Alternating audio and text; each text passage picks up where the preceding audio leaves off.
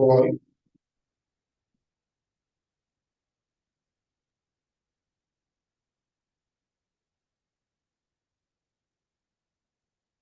Good morning, everyone.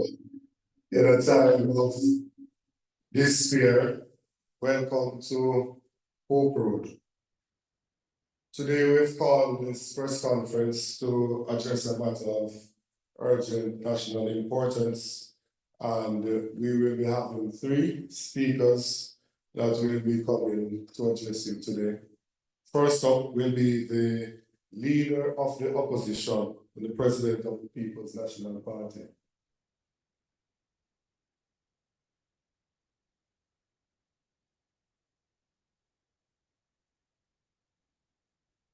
Mr. Mark Golden, thank you.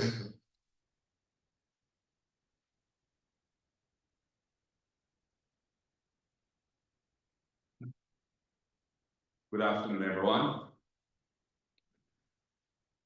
The matter of the Integrity Commission report into the statutory declarations filed by the Prime Minister and their investigation of his affairs in relation to, in particular, the offense of illicit enrichment has been of grave national concern to Jamaicans at home and abroad.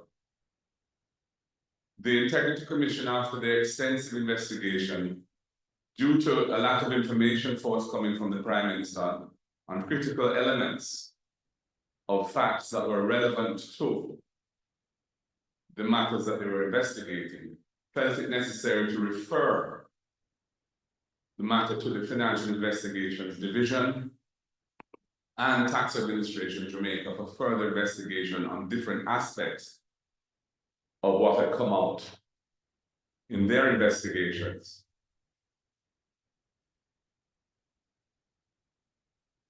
It is therefore of critical importance that the Financial Investigations Division, which has been without a chief technical director for some time since the resignation and departure of Selvin Hay, that it be led by somebody who is competent in the kind of issues that the FID is set up to deal with as an investigative agency, and also be not tainted in any manner with any kind of political cloud over it. Whoever the chief technical director of the FID is, must be somebody who's not perceived as having any particular political affiliation or bias. And we feel strongly that the appointment of Dennis Chung is itself an act which will further the corruption in the country, because he is somebody who has already publicly stated positions in relation to the matters that the FID ought to be investigating, which are strongly in favor of the Prime Minister and which seek to undermine or belittle the impact and importance of the findings that the Integrity Commission has made on the matters that they investigated as set out in the report that they sent to Parliament. He has commented on the 28 bank accounts operated by the Prime Minister and his companies, on the volume of funds that have flowed through those accounts over the period of their investigation in excess of $470 million, on the issue to do with the Positive Jamaica, a non-profit foundation that receives monies for worthy causes donated from local and overseas contributors. Those funds being used to purchase financial investments in the name of and for the benefit of Mr. Holness's personal companies. On each of these matters, he publicly sought to take a position that's led to the impression that there was nothing amiss There was nothing, there's no case to answer. Everything is above board. Even the nil returns filed by companies that had bank accounts with hundreds of millions of dollars passing through them, he said there was nothing peculiar about that. Nil tax returns. He clearly is a biased person on this matter. He clearly would have a conflict leading the FID to investigate this matter.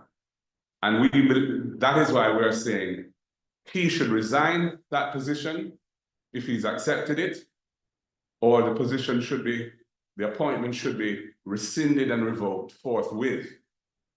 It is too vital to Jamaica's democracy and the rule of law in our country that what will be the most important and significant investigation by the FID in its history should not be led by somebody who has taken a position on key issues that are the substance of that investigation, positions which are in favor of the Prime Minister, as opposed to positions which the FID ought to be investigating in a non-biased, non-partisan way, based on what the findings of the Integrity Commission were already on those matters.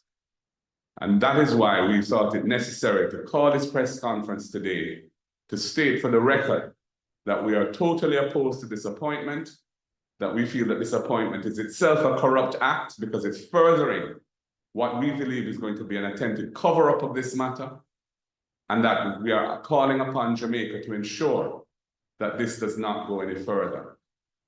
And at this point, I'm going to hand over to my colleagues who will go into different aspects of this in greater detail.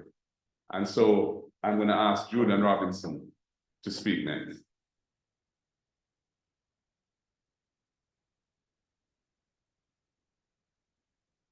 Good afternoon. Jamaica has, over the many years, developed a strong reputation of having institutional integrity in terms of our anti-corruption framework. From the Integrity Commission to other institutions that have the responsibility for investigating financial crimes, both in the public and the private sector.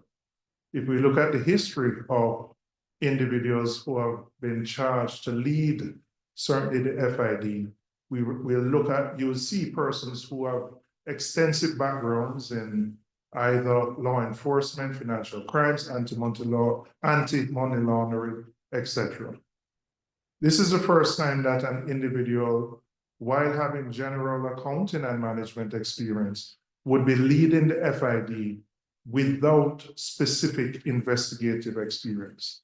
And the position is Chief Technical Director. And people might say, yes, there are persons within the organization who may have the technical expertise, but this position requires someone who has that specific expertise. And it is important for us to maintain the credibility of the country's financial, the investigation of financial crimes. Putting Dennis Chung there, I believe, threatens that credibility which is not just local, but credibility which is international, because the FID is the main interface with other international organizations who cooperate with the country in investigating financial crimes. And so we see the appointment as a retrograde step, actually, and it has implications for how Jamaica would be perceived within the international community in relation to this particular matter. And so, as the opposition leader has said, the appointment should be rescinded. Mr. Chung should not accept it, because at best, the perception of bias is there, and the reality in this case, having already pronounced on a number of these issues, it is almost impossible for that reality of bias not to be seen there. And if the outcome of this investigation, which as the leader said is the most important that FID will ever undertake, absolves the Prime Minister of any wrongdoing, then it will just play into the hands of everybody who said, you sent that person there for that particular outcome.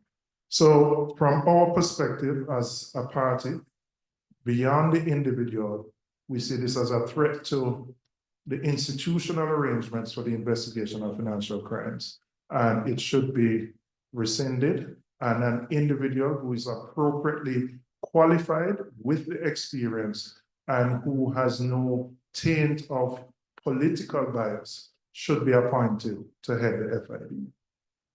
I'll invite my colleague, Mr. Bunting, to speak further.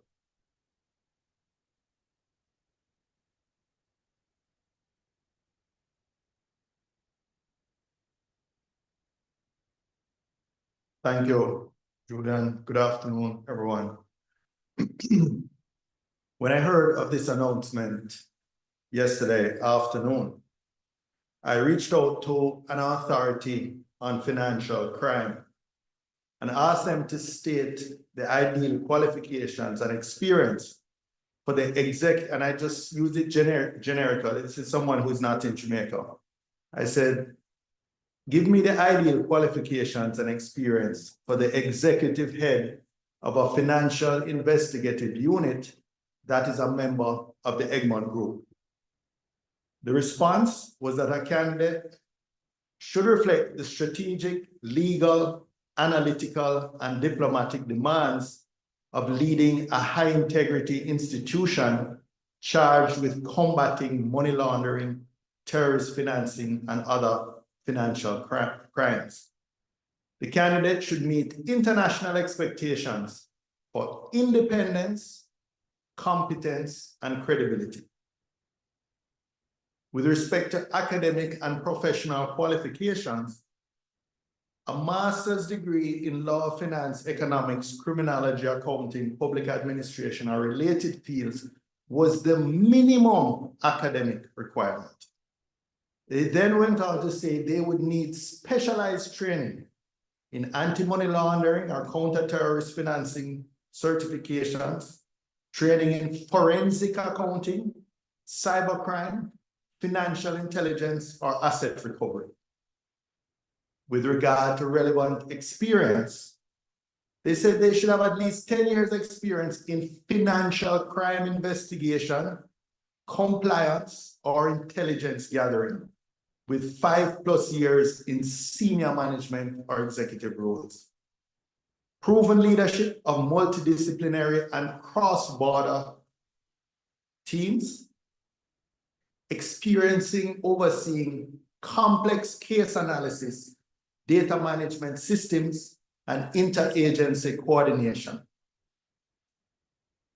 In terms of financial crime investigation and analysis, they should have direct experience in conducting or supervising investigations into A, money laundering and related predicate offenses, B, terrorist financing, C, asset tracing and forfeiture, and D, knowledge of typologies, red flags, and financial flows relevant to organized crime, cyber-enabled crime, and corruption.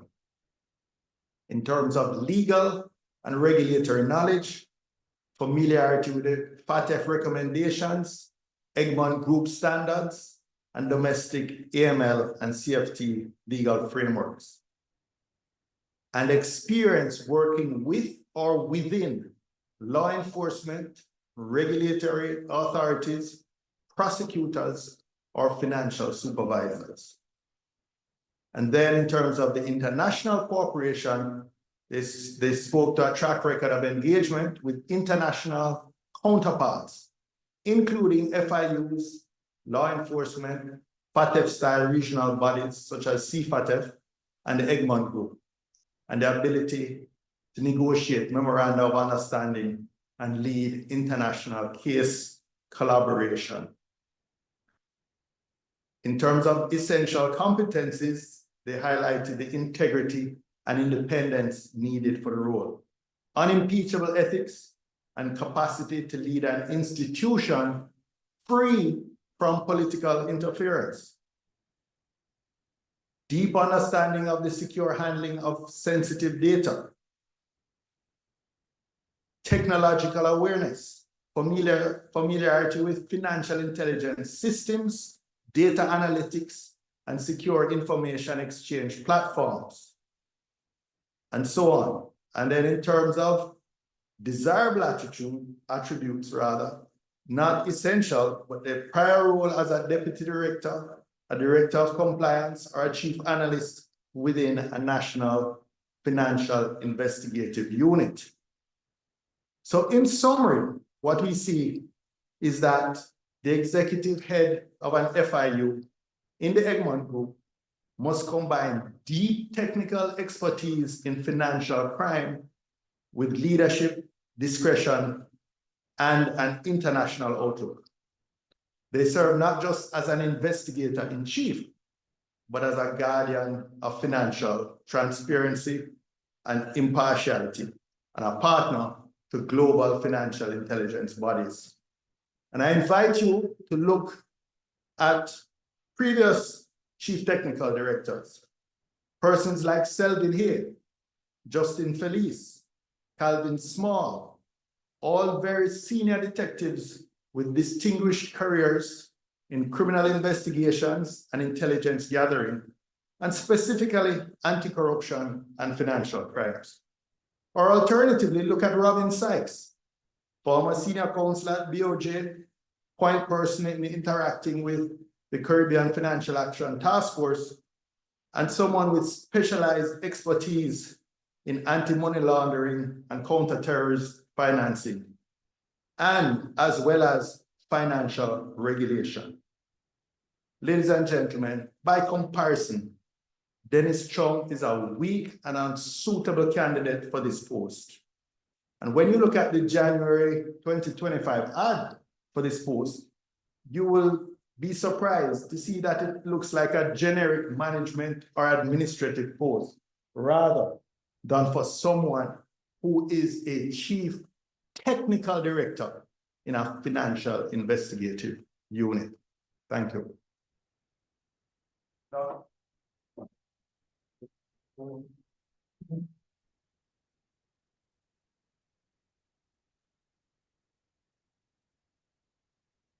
Good afternoon, everyone.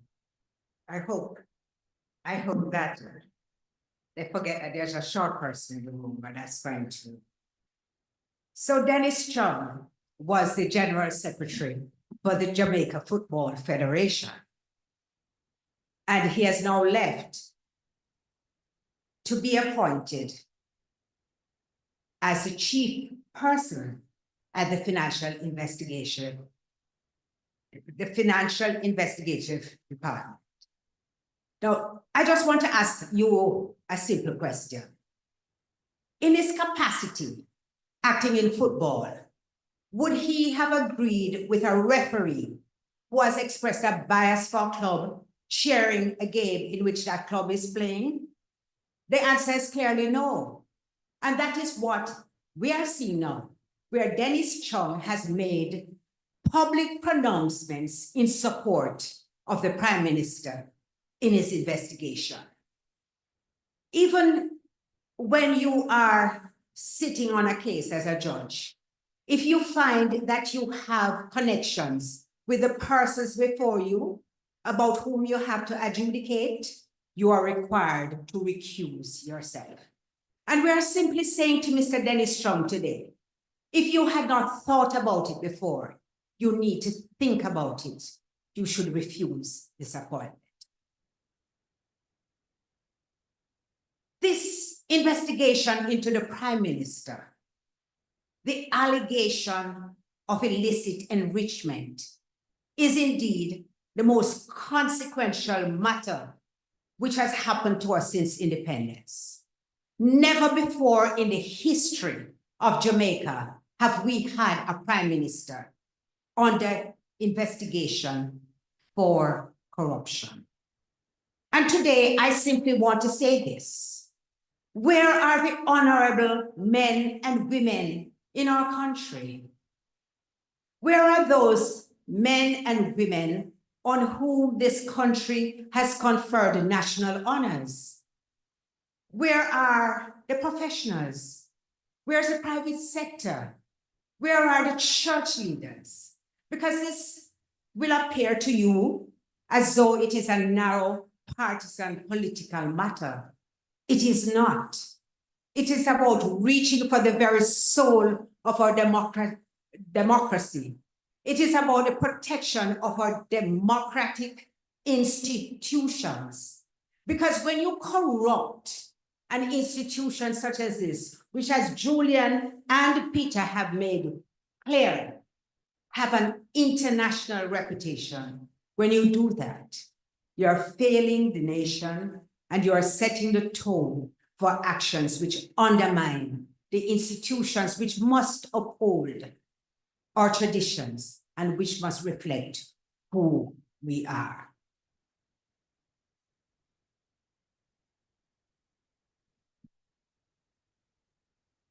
Ladies and gentlemen, a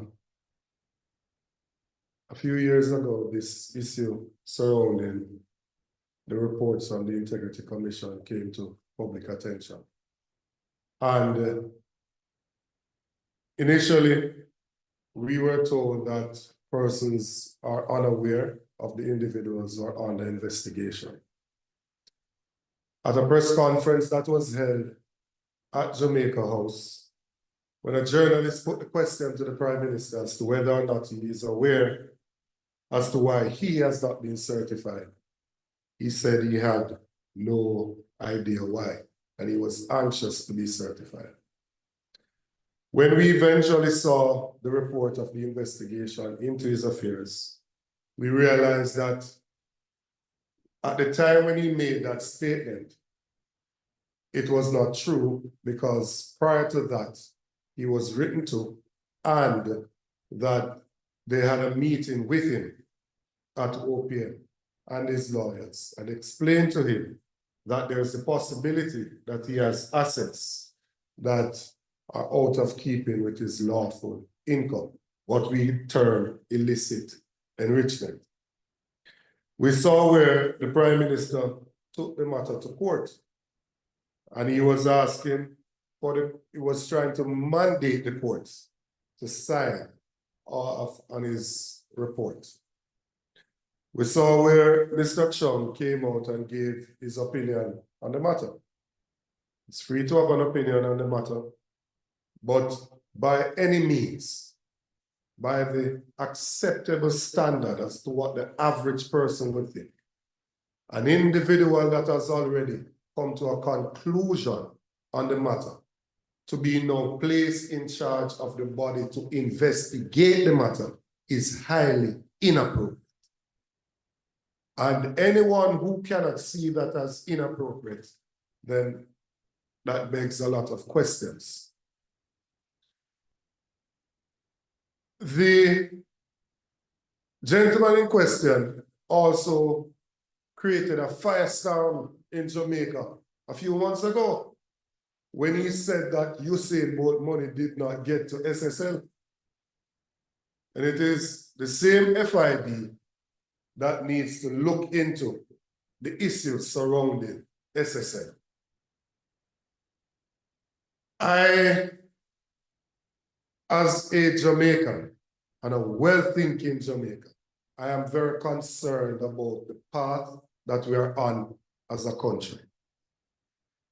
I am a proud Jamaican, but I am ashamed of my government. I am ashamed of this JLP government because they are eroding what we have come to accept as Jamaica. They are destroying the institutions that give us a good, credible reputation internationally. Corruption is rampant. It is almost palpable in the society, and we will not accept it. The time has come. Enough is enough.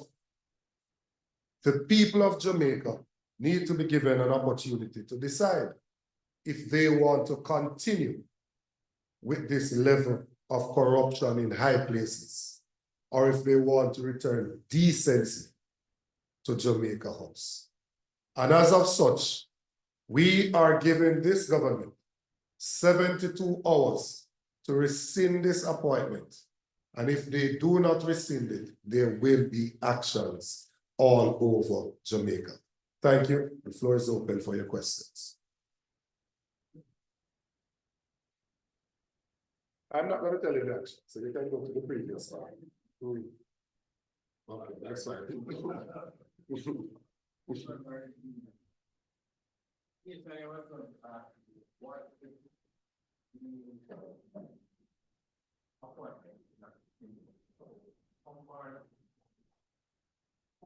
How far is the People's National Party prepared to go if the appointment is not rescinded? And is there a legal avenue that can be pursued?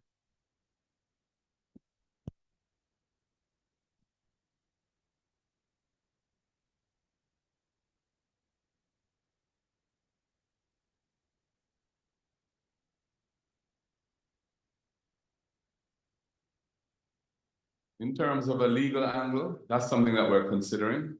We haven't had time yet to definitively come to a position on that, but certainly it's something we are exploring. And in terms of actions on the ground, you will see in due course what we have in mind. If the government decides to pursue this and continue on this path, which is essentially contaminating the Financial Investigation Division, which is the institution in Jamaica that is internationally the liaison when it comes to anti-money laundering, anti-terrorist financing, and fighting financial crimes generally. Mr. Chung has stated publicly positions on the matter, the most important matter that the FID will ever have had to investigate. Positions which have prejudged the matter and indicate that as far as he's concerned, there's nothing to investigate. It's all kosher. It's all above board. Somebody who has done that publicly cannot properly be appointed to run that agency tasked with investigating that matter. It would run a coach and horses through Jamaica's anti-corruption framework and undermine the rule of law and the reputation of our country. That's why we're taking it very seriously. And you'll be hearing more from us if the government doesn't do the right thing, or indeed if Dennis himself doesn't do the right thing and step away from this appointment. We recognize Siobhan Campbell from Nationwide. Please unmute and go ahead with your question.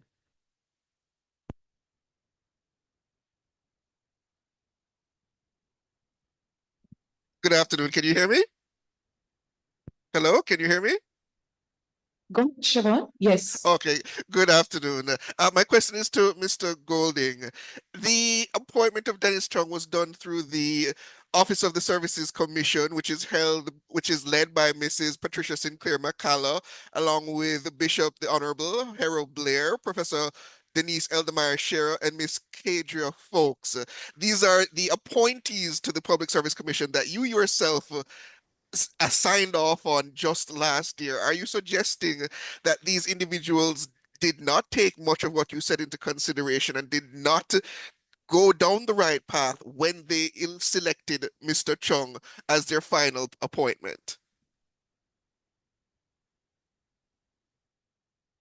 Thank you. I'm saying that, first of all, the ad which was developed was inappropriate in that it did not cover the critical elements of what the Chief Technical Director of Jamaica's FID ought to cover. The competencies and experience that are required for the job were not clearly enunciated in the ad that was formulated and published. And I think that they have gone down the wrong path and chosen somebody who is manifestly inappropriate for this position.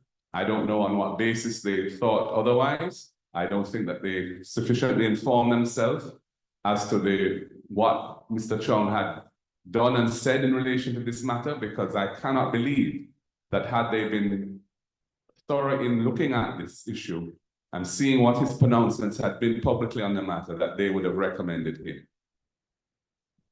We recognize Jeffrey Tavares from Equitalk Media. Please unmute and go ahead with your question.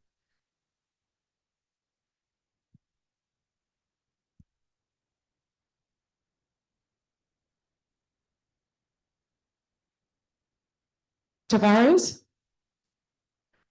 Okay, we take.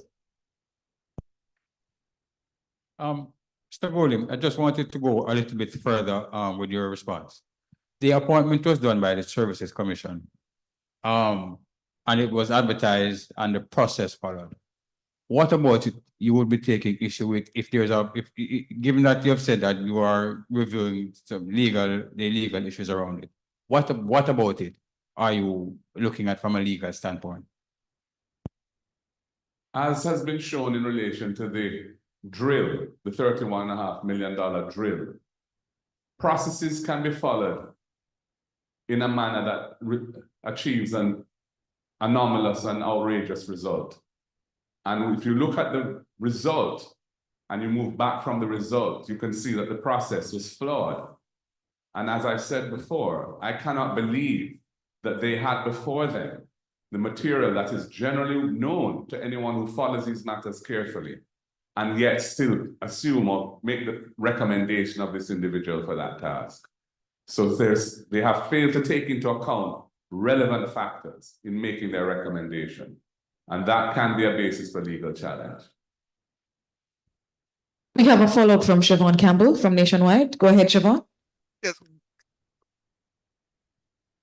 Yes, again, this matter in relation to Mr. Chung's appointment, you and Mr. Bunting have pointed to his unsuitability for the role, and this is my words to suggest that it's tantamount to a corrupt act, his appointment.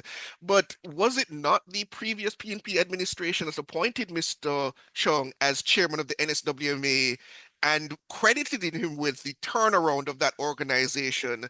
Plus, Mr. Chung has several board appointments, both in the financial sector and elsewhere, which would have reached the standard you would expect of someone with enough ability and understanding of the financial matters in relation to the FID that the appointment could be considered kosher. And that question is directed to either you or Mr. Bunting, Mr. Golding.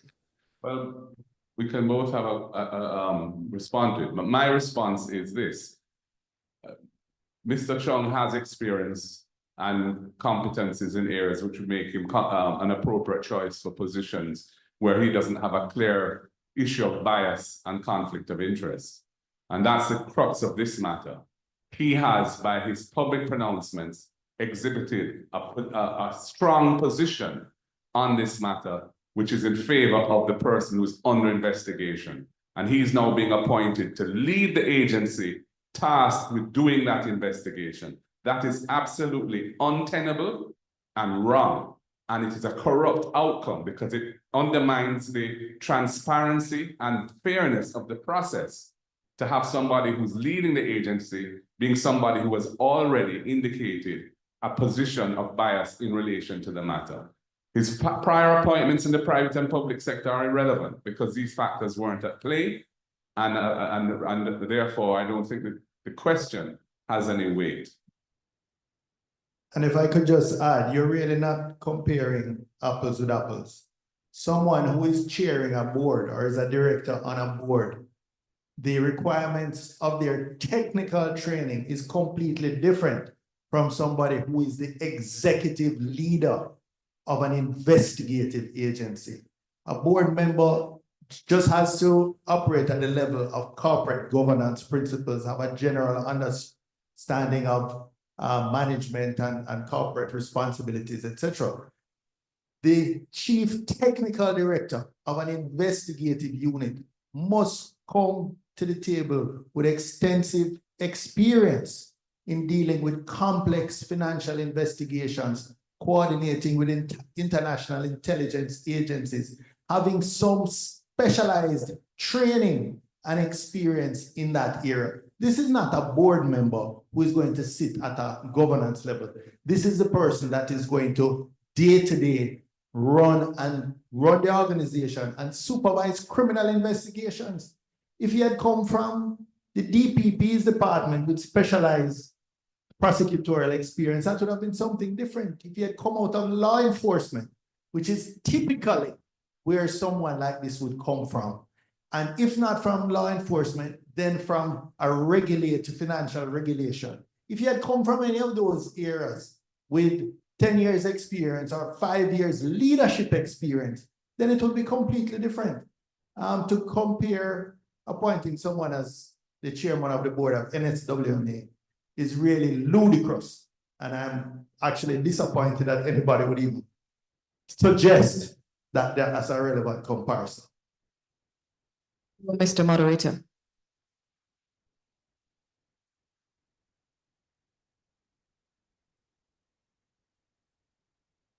Ladies and gentlemen, Mr. Campbell, we have 2 more questions. I'm being informed. Please go ahead. Unmute and go ahead with your question. Mr. Tavares. Good afternoon, ladies and gentlemen. My question is, Dr. Dayton Campbell said something a while ago that there will be, in my words, that there will, in other words, there will be pandemonium in Jamaica if he doesn't step down. What are you trying to say, sir?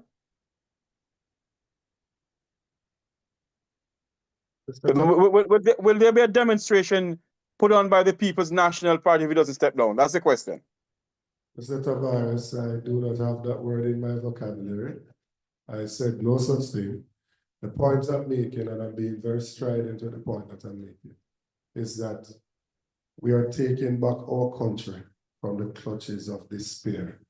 We're taking back our country from those who have taken us down a path that we have become unrecognizable as to who we are, what we stand for, the value systems that we have. No time in the People's National Party could we have a leader of the party who is under investigation and continues to remain as the leader of the party. It could not happen. For you to have a prime minister that is seeking to strike down the very law that defines illicit enrichment, it could not happen, and it should not be happening in Jamaica. And then, if you did not hear what Donald Senator Scott Motley said, Mr. Chung is the General Secretary of Jamaica Football Federation. Just imagine that he's at a match in the Royal Box in his Jamaican colors. Seated beside him is somebody in red and black from Trinidad, cheering for Trinidad. And then after the first half has ended, and the person is there defending how well Trinidad is playing, the person takes off the Trinidad jersey and goes on the field to referee the match. Who would agree to that? Nobody would. We think that this is highly inappropriate. We will not stand for it. And if they do not act, we are going to act. And the people of this country, time has come for them to act. The Prime Minister is hiding and doing all sorts of other things. Might as well call the election and let the people decide if they want to continue with this level of corruption in high places. We take the final question from Siobhan Campbell. Yes, good afternoon again. This is not related directly to the matter, but I understand, and this is some news coming into me. Are you aware of a raid by the Revenue Protection Division at the 14th North Avenue building that houses the PNP Central Kingston constituency office, where approximately 20 boxes of bleaching cream were found?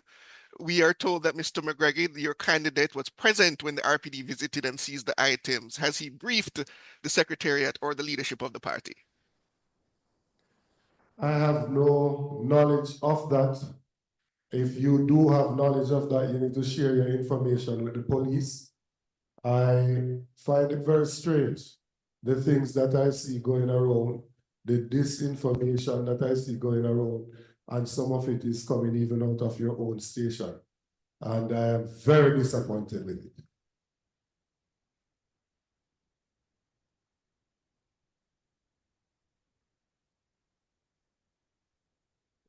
Thank you, ladies and gentlemen, for being with us here today. This is a very important matter. I think it goes to the heart of the democracy of the country, of who we are as a people. We are a proud people, and we want to ensure that we can recognize our country, and we want to leave our country in a way that is better than we found it, that our children can live and grow and be prosperous. Thank you very much. Have a good day.